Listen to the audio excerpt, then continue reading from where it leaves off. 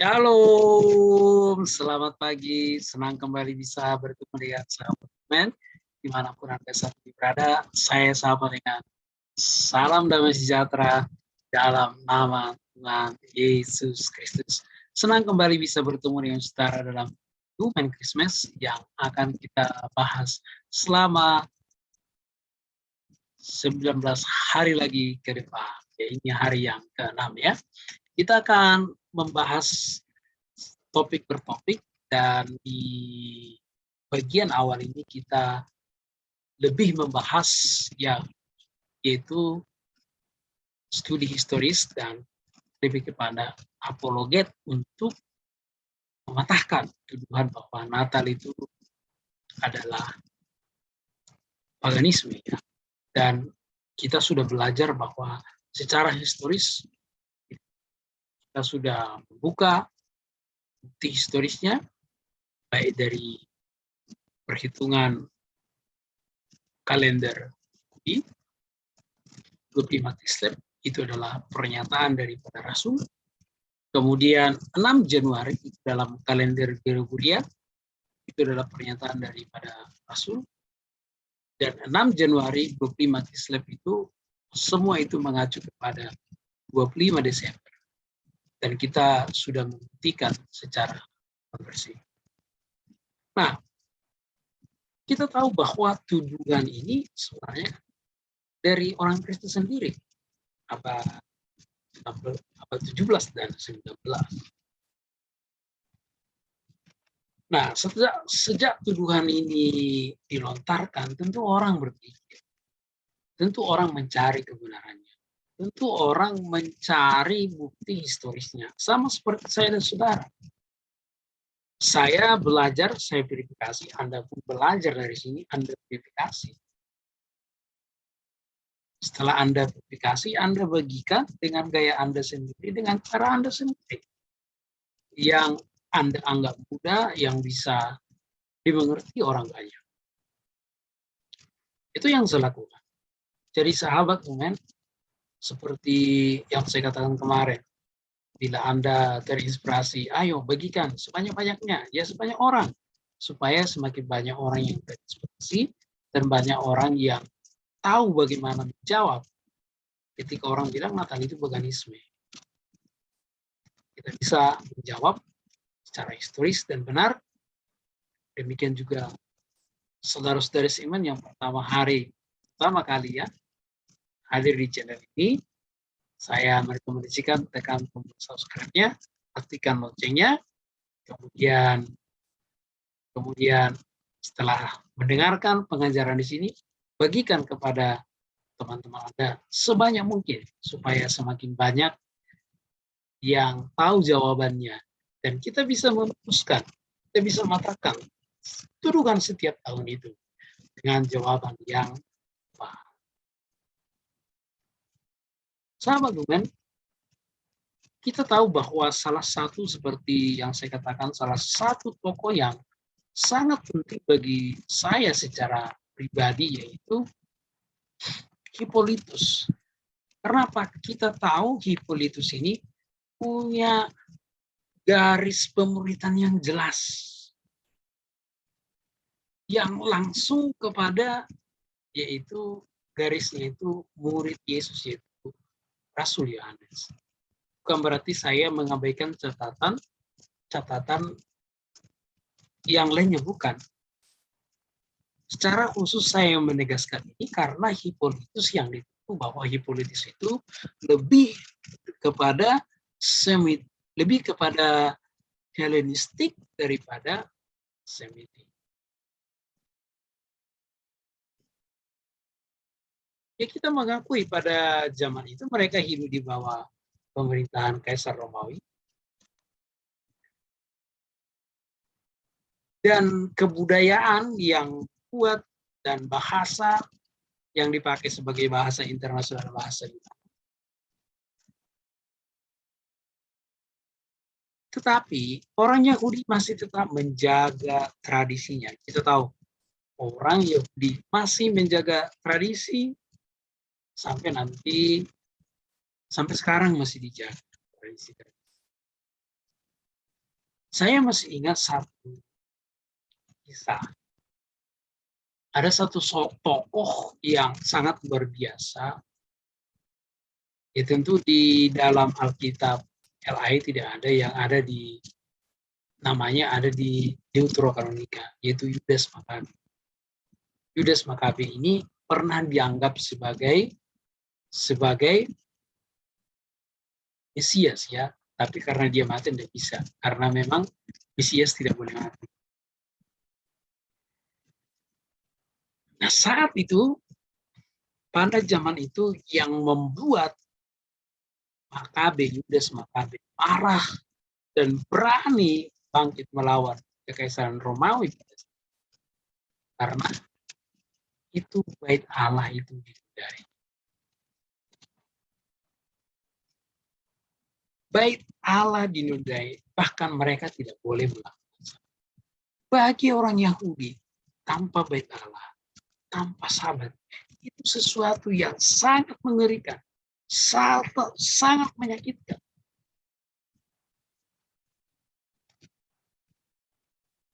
Jadi bagi orang Yahudi,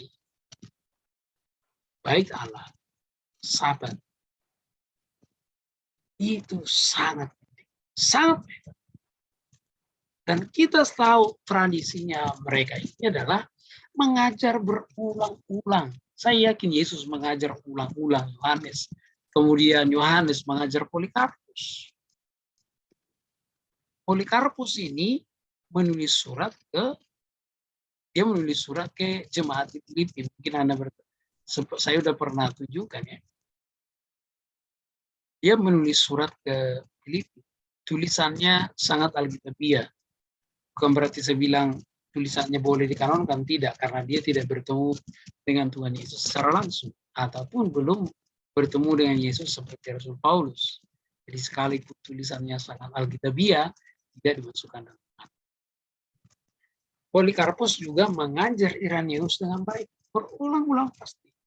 Ya, kemudian Irenaeus mengajar Hippolytus.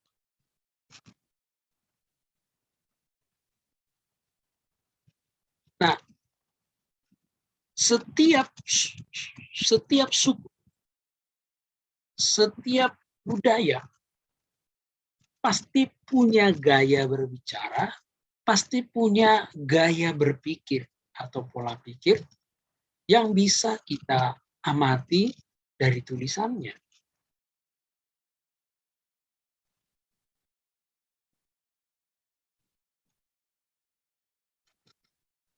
Secara khusus,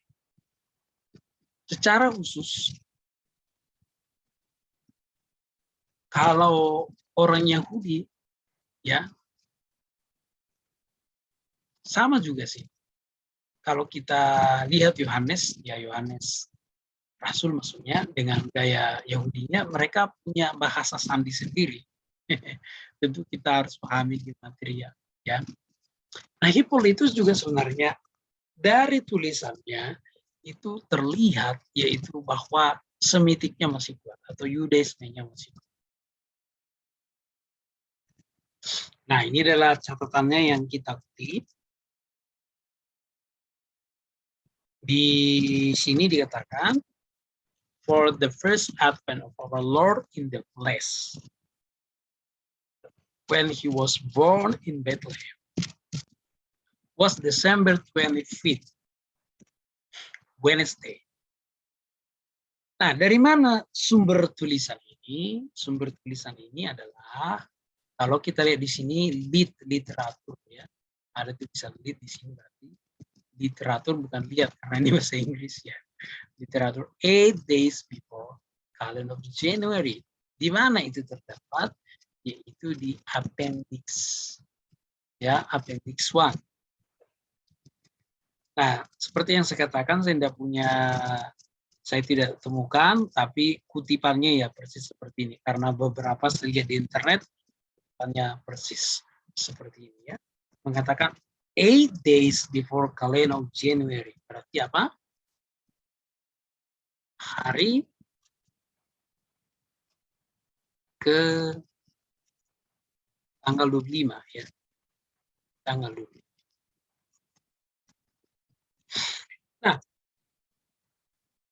hari ke-8 ini atau angka 8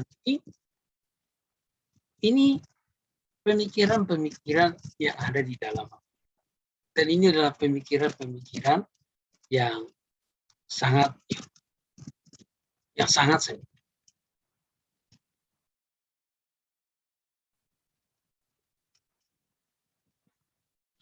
Contoh, Adam jatuh ke dalam dosa pada hari ke-8.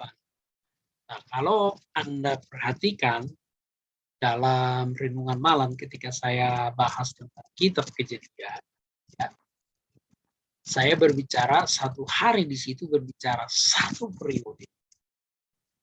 Nah, dalam konsep kejatuhan itu hari mengacu pada periode.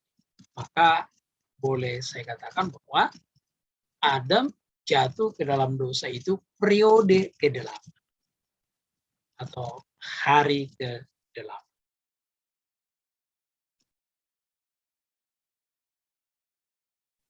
Nah, pemikiran ini juga diadopsi oleh salah satu teolog yang mengatakan hal yang sama bahwa Adam jatuh ke dalam dosa pada hari ke-8. Dan saya pikir itu benar. Tapi hari kita tidak hitung 1 kali 24 jam dalam konteks Adam itu, tapi berbicara periode. Nah, kalau orang Yahudi disunat dan diserahkan hari ke-8, ini benar-benar 1 kali 24 jam. Ya, itu disunat. Nanti semua ada hubungannya. Ya. Kita tahu kalau ketika Adam jatuh dalam dosa, ada penumpahan darah. Kemudian ketika disunat, ada juga penumpahan darah.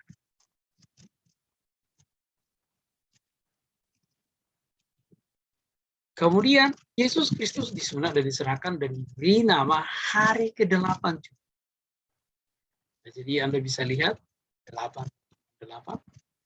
Kemudian perayaan orang Yahudi itu plus 1 yaitu Hanukkah 8.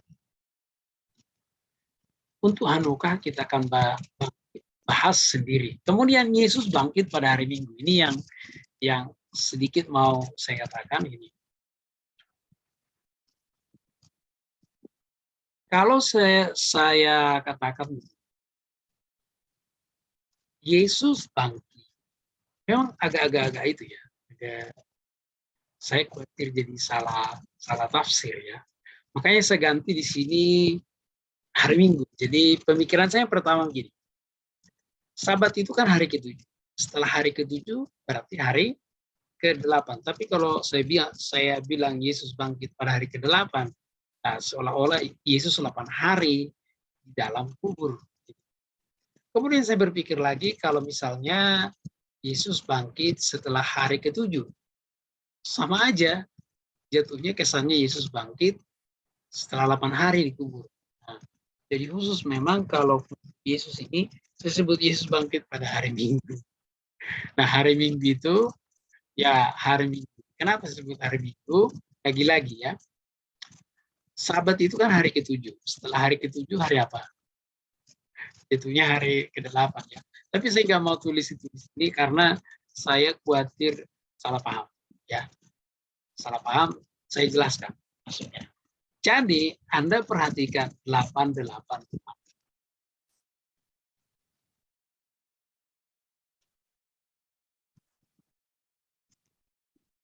Yesus menyelesaikan, kalau Anda perhatikan, Adam itu ya jatuh dosa periode ke-8 atau hari ke-8. Kemudian Yesus bangkit dari antara kematian, membuktikan bahwa dia adalah Tuhan.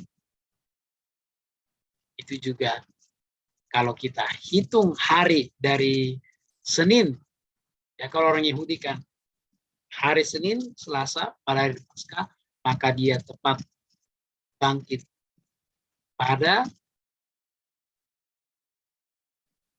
1 hari agak susah saya ngomongnya ya. Takutnya jadi salah ngomong gitu ya. Tapi maaf, maaf. Jadi maksudnya paham ya, maksudnya saya bilang kalau bangkit pada hari ke-8 kan aneh. Tapi ya setelah hari Minggu aja lah ya, setelah hari Sabat ya, setelah hari ke-7 ya hari ke-8 ya. Nah itu pun nanti setelah hari ke-7, oh 7 hari, nah bisa juga terlalu banyak dipelesetin.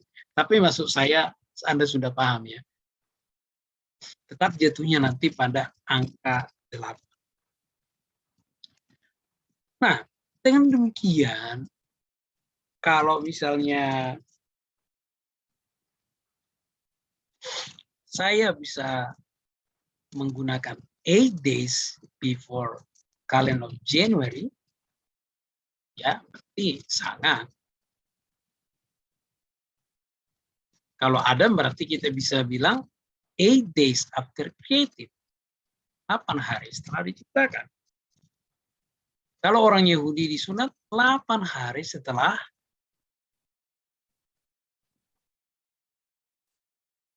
disunat, setelah lahir. Nah, kebangkitan Yesus ini saya agak susah ngomongnya ya. saya khawatir dipelintir, khawatir diedit lalu disalahkan gitu ya. Nah, jadi kita tahu ya bahwa Yesus itu ditangkap kemudian bangkit juga pada hari Paskah ya. Mungkin hari ke-8 Paskah gitu ya. Tapi oke lah. Tapi maksud saya seperti itu. Nanti saya coba cari terminologi yang tepat. Nanti saya akan tetap buat di deskripsi supaya kita tidak salah paham. Dan kalau misalnya pun ada yang mau penggal-penggal, mau pintir-pintir, ya setidaknya sudah ada di deskripsinya. Semua orang bisa mendengarkannya. Jadi seandainya nanti ada yang pintir-pintir, saran saya buat bagi saudara bisa kembali dengarkan ini dan bisa nanti kita sama-sama diskusikan terminologi yang tepat. Tapi kalau kita hitung itu kan, Yesus bangkit pada hari Minggu itu kan setelah hari Sabat. Hari Sabat itu hari ke-7. Setelah hari ke-7 berarti hari ke-berapa? Jadi saya khawatirnya dianggap durasi, kan di situ. Tapi bukan durasi maksudnya ya. Nah, saya yakin sampai di sini Anda sudah bisa menjawab. Hippolytus masih sangat semitik, khususnya dia menggunakan konsep angka 8. Angka 8 itu merupakan angka yang sangat penting dalam konsep Alkitab. Ya, secara khusus terjadinya di situ penumpahan darah. Oke, Adam jatuh dalam dosa, darah hewan tertumpah. Ketika anak-anak disunat, ada darah yang keluar ketika disunat. Ya. Kemudian kita bisa melihat Yesus juga diserahkan dan diberi nama pada hari ke-8. Sangat-sangat Yahudi, sangat-sangat Semitik, sangat-sangat Alkitabiah. Jadi dengan demikian kita bisa simpulkan bahwa Hippolytus dia sekalipun dia berbahasa, sekalipun dia hidup di antara orang-orang Helenistik atau mungkin dia berbahasa Yunani, tetapi kayak Yudaismenya itu tidak mudah hilang begitu saja. Pasti sangat kuat sekali. Ya, kita akan lanjutkan pelajaran kita besok. Besok kita akan belajar Hanukkah nanti, hubungannya dengan Natal, hubungannya dengan perayaan Natal, terutama hubungannya dengan Yesus Kristus itu sendiri. Saya Dr. Tolop mengucapkan Shalom, selamat beraktivitas. Sekali lagi saya memohon bagi Anda, silakan membagikan video ini sebanyak mungkin pada orang. supaya semakin banyak orang yang terinspirasi dan semakin banyak orang yang mengetahui tentang bagaimana caranya kita menyanggah tuduhan bahwa Natal itu dianggap sebagai paganisme.